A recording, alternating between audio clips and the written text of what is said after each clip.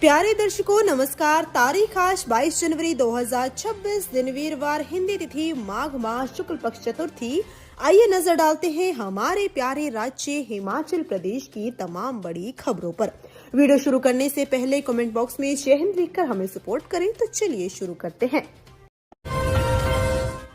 हिमाचल में high alert, गणतंत्र दिवस पर सीएम सुक्खू को मानव बम से उड़ाने की मिली धमकी।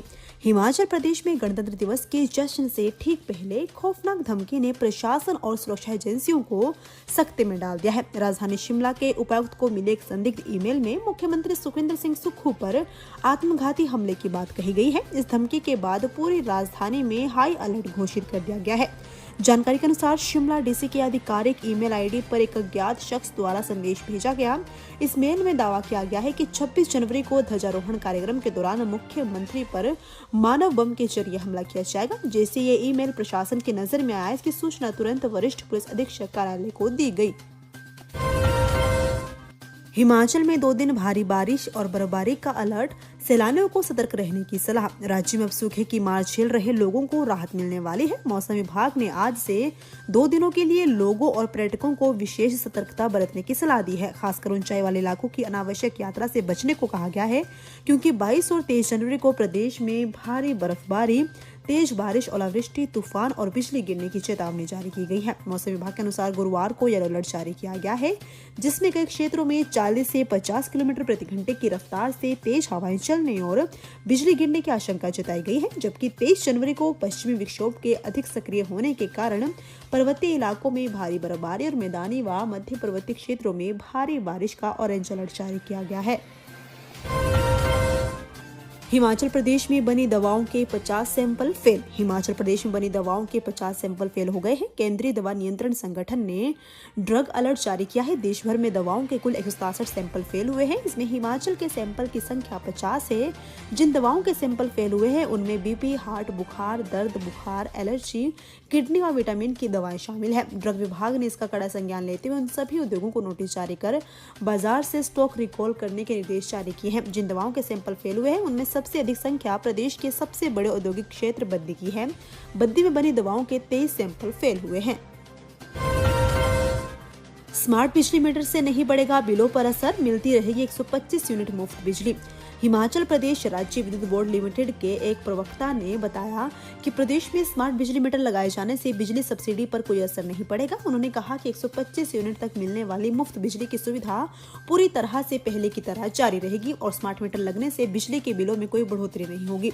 प्रवक्ता ने बताया कि प्रदेश में अब तक 7.5 लाख स्मार्ट मीटर लगाए जा चुके हैं। स्मार्ट मीटर केवल बिजली खपत के मापने का एक उपकरण है, ठीक वैसे ही जैसे पुराने सामान्य मीटर होते हैं।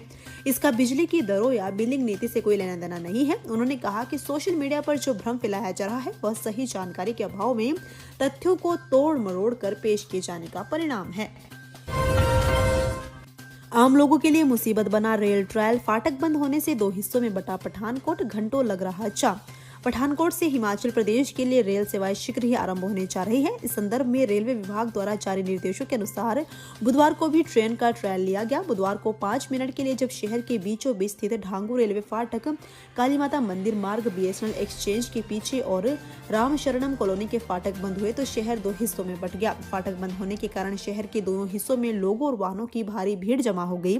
जब फाटक खोले गए तब हर तरफ ट्रैफिक जाम में फंसी गाड़ियां और परेशान लोग दिखाई दिए। इस दौरान ट्रैफिक जाम में फंसे लोगों ने एकजुटता के साथ नैरोगेज रेलवे स्टेशन को शहर से बाहर स्थित डलहौजी रेलवे स्टेशन पर स्थानांतरित करने की मांग की। इस प्रकार रेल ट्रायल के दौरान उत्पन्न हुई स्थिति ने न केवल यातायात को प्रभावित किया बल्कि शहर वासियों के लिए एक नई चुनौती भी पेश की है। अब देखना यह है कि रेल विभाग और स्थानीय प्रशासन इस समस्या का समाधान कैसे करते हैं और शहरवासियों को राहत प्रदान करते हैं।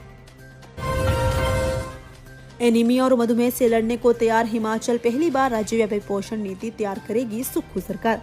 हिमाचल प्रदेश में पोषण से जुड़ी योजनाएं वर्षों से चल रही है, लेकिन एक समग्र और वैज्ञानिक नीति का अभाव रहा है। पहाड़ी और दुर्गम क्षेत्रों में आज भी कुपोषण, एनीमिया और पोषक तत्वों की कमी बड़ी चुनौती है। वहीं दूसरी ओर बदलती जीवन शैली से मधुमेह, मोटापा और हृदय रोग बढ़ रहे हैं। मिड डे मील, ICDS और PDS जैसी योजनाएं में भोजन की वास्तविक पोषण गुणवत्ता का आकलन नहीं हो पाता। इसी कमी को दूर करने और आम नागरिक की थाली तक पोषण की सटीक जानकारी पहुंचाने के लिए ठाकुर सुखविंदर सिंह सुक्खू सरकार ने पहली बार प्रदेश व्यापी पोषण नीति बनाने का निर्णय लिया। प्रदेश की पोषण नीति भोजन की गुणवत्ता और सुरक्षा को वैज्ञानिक आधार देगी। इसके तहत न्यूट्रिशनल प्रोफाइलिंग लागू होगी, जिससे भोजन में मौजूद कैलोरी, आयरन, प्रोटीन और अन्य पोषक तत्वों की स्पष्ट जानकारी मिलेगी। फोर्टिफाइड खाद्य पदार्थों की नियमित जांच की जाएगी। लगातार 4 दिन बंद रहेंगे बैंक, 2 दिन में निपटा ले काम वरना होगी भारी परेशानी। यदि आपको बैंक से जुड़ा कोई जरूरी काम निपटाना है तो उसे वीरवार और शुक्रवार को ही कर ले। शनिवार से लेकर मंगलवार तक लगातार 4 दिन बैंक बंद रहने वाले हैं। इस अवधि में बैंकिंग से जुड़े अधिकांश कामकाज ठप रहेंगे। शाखाओं में लेन देन, cheque clearance, draft, passbook update समेत अन्य सेवाएं उपलब्ध नहीं होंगी। हिमाचल प्रदेश में भी इसका सीधा असर आम उपभोक्ताओं के साथ व्यापारियों पर भी पड़ेगा। 24 जनवरी को चौथा शनिवार होने के कारण बैंक बंद रहेंगे। इसके अगले दिन 25 जनवरी को रविवार का साप्ताहिक अवकाश रहेगा। 26 जनवरी को गणतंत्र दिवस के अवसर पर सभी सरकारी और निजी बैंकों में अवकाश घोषित है। वहीं 27 जनवरी को बैंक कर्मचारियों की राष्ट्रव्यापी हड़ताल के चलते बैंकिंग सेवाएं पूरी तरह ठप रहेंगी।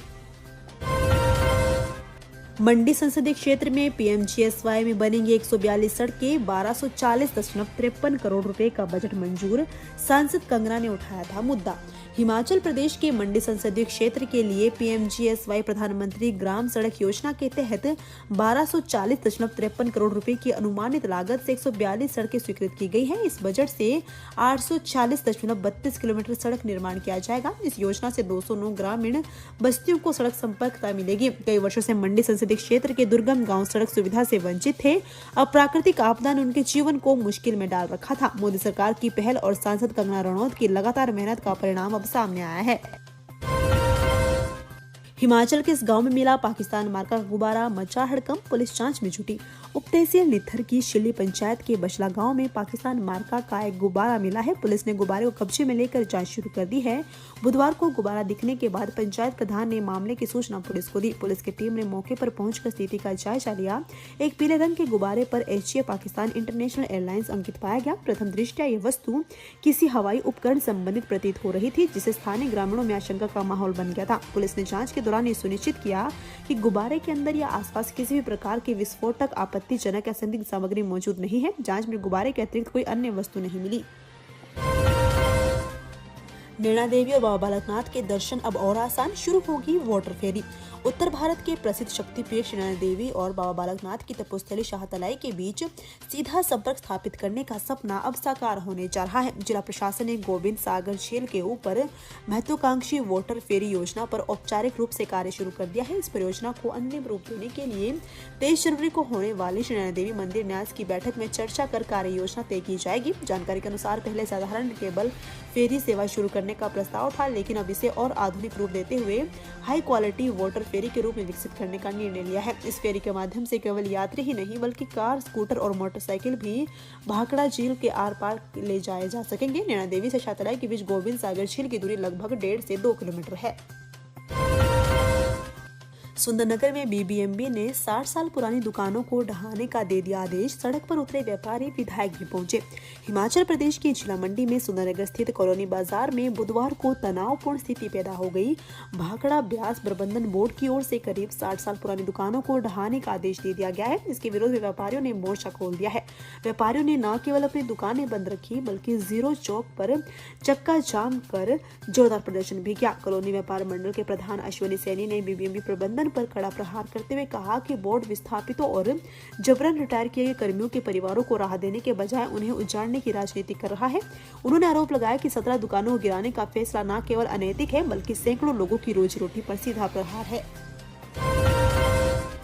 बिलासपुर डीसी ऑफिस का सीनियर असिस्टेंट अरेस्ट, दिल्ली से आई टीम ने कब्जे में लिया रिकॉर्ड। बिलासपुर में एसडीएम ऑफिस की रजिस्ट्रेशन ऑफ लाइसेंसिंग अथॉरिटी इस समय दिल्ली क्राइम ब्रांच की जांच के दायरे में आ गई है। सेकंड और थर्ड हैंड गाड़ियों की सेल परचेज व सेकंड हैंड को फर्स्ट हैंड दर्शाकर आरएलए में रजिस्टर्ड करने और वीआईपी नंबर आवंटन में गड़बड़ी की आशंका को लेकर दिल्ली क्राइम ब्रांच की टीम ने बिलासपुर पहुंचकर उपायुक्त कार्यालय में तैनात एक कर्मचारी को हिरासत में लिया है और रिकॉर्ड साथ लेकर अपने साथ दिल्ली ले गई।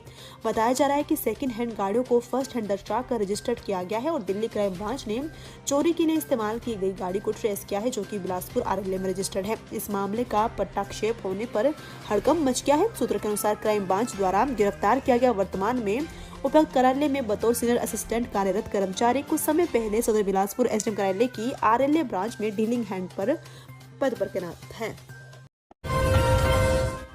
तो ये थी आज की फटाफट खबरें। हम मिलेंगे अगले बुलेटिन में, तब तक के लिए धन्यवाद। जय हिंद।